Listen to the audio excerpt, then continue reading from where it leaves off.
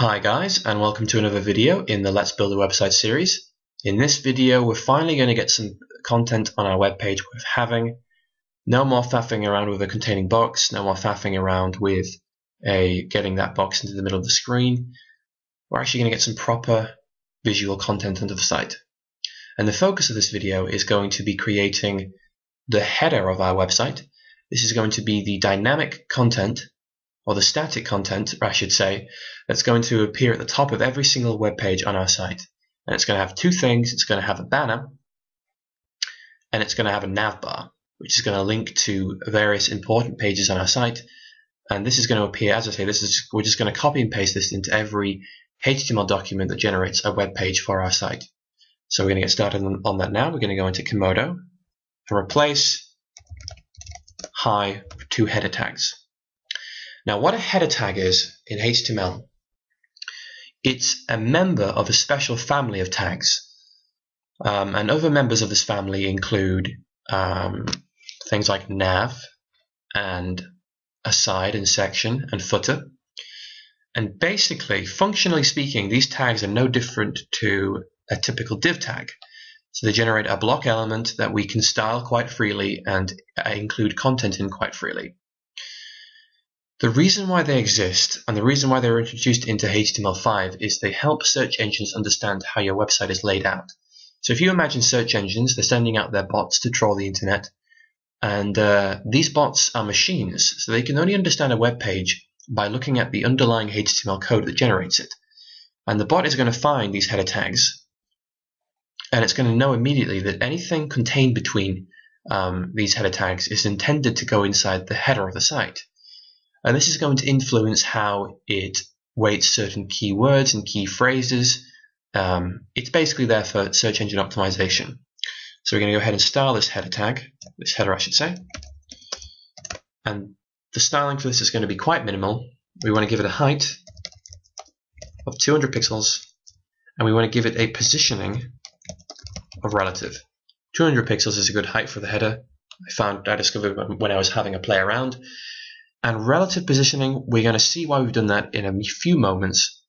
There's a good reason for that, so we'll just plop a border on there so we can see how it looks on the page. So if I go back into the browser and refresh the page, we can see now that we've got a header. It is 200 pixels high and 1000 pixels wide. And our website is now being split into a header section and the rest of the website section.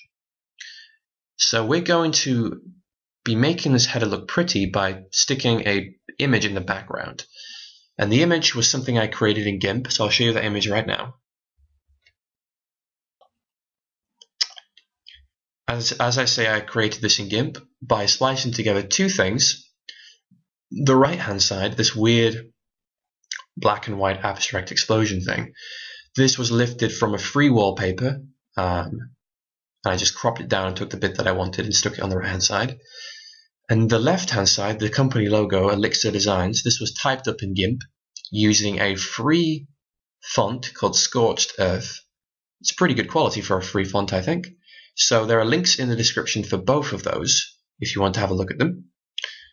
And remember that this image is contained inside a folder in our website called Images, and it has a name, Banner, and it's a PNG file. So we're going to go ahead and set the background of our header. And in order to do that, we specify a URL. So inside here, we'll stick a URL, and the URL is go into the images folder and find the file called banner.png. So if we go back into Chrome and refresh the page, refresh the actual site, the border disappears, and we instead get the banner image that we've created. And you'll notice that it fits very snugly because it's being designed to do that by design. Now there's this odd blank space up here above the company name, and the reason why that is there is this is the space where our top nav bar is going to go. So we're going to be creating a top nav bar using HTML and CSS and sticking it here. So if we go into our header tags are actually going to contain some HTML, and the HTML is going to start off being a div with an ID of top nav. The reason why it has an ID of top nav is because we're going to have two navigation bars on our site. We're going to have a top navigation bar here, which links to the most important sites on our page, on our website. Did I say the most important pages on our website? And we're going to have another navbar down here which is going to link to kind of secondary pages on our website. Got it right that time. So we're going to go ahead and style it now. So it has an ID of top nav. And the first thing we're going to want to do is set the color of the font to be white. Otherwise, any font contained in this top nav div is going to default to black, and we have a black background, so it's just not going to work. And the second thing we want to do is give it a positioning of absolute. Now, what absolute positioning does, it looks for the first parent element.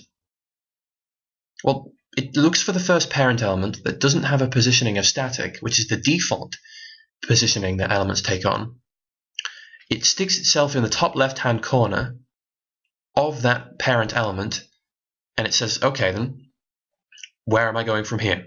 And we provide it with instructions, so we say move yourself down 30 pixels from there, and move yourself to the right by 100 pixels. And it will do that, and it will position itself exactly where you specify it should go. If it doesn't find any parent element that doesn't have a positioning of static, it sticks itself in the top left-hand corner of the browser and positions itself from there. So we gave our header a positioning of relative, not because it benefits the header per se, but because the top nav is going to be looking at its parents. It's going to find the header. Header is going to have a position of relative, and it's going to say, okay, I'm going to stick myself up here in the top left-hand corner of the header div. Where should I go from here? And we're going to tell it to move itself down 30 pixels and move itself to the right by 30 pixels. So top meaning position yourself from the top, left meaning position yourself from the left. So if I go into index.html and I stick the words hi in here, and we refresh the page, you'll see here that it was up here, it put itself here, it moved itself down 30 pixels and to the right by 30 pixels. And the last style we want to apply to top nav, which will end up looking good, I promise, is a border along the bottom, 1 pixel solid white. So when we refresh the page, that change takes effect. Now, we've got our navbar positioned, we've got it in place, and now all we need to do is get the actual links up in there. So very quickly, I'm going to come in here, I'm going to use one of the oldest tricks in the book, which is you specify the links in your nav using an unordered list of links, and then you style that using CSS. So we're going to have an unordered list, and it's going to contain list elements, 4 in total. And the 4 pages we want to link to on our site are home, blog, because we will eventually be creating our own blog from scratch using PHP, services, because what company wouldn't want to have services, and about us, because we're vain and want people to know all about us. So if we go back and refresh the page, we have our navbar, or the beginnings of our navbar in place. It's not looking very good at the moment. In the next video, we'll be writing up the CSS that will make it look good. And eventually we'll have home, blog, services, about us, and the font will be bigger, and it's going to look a lot better. So thanks for watching, guys, and I'll see you in the next video.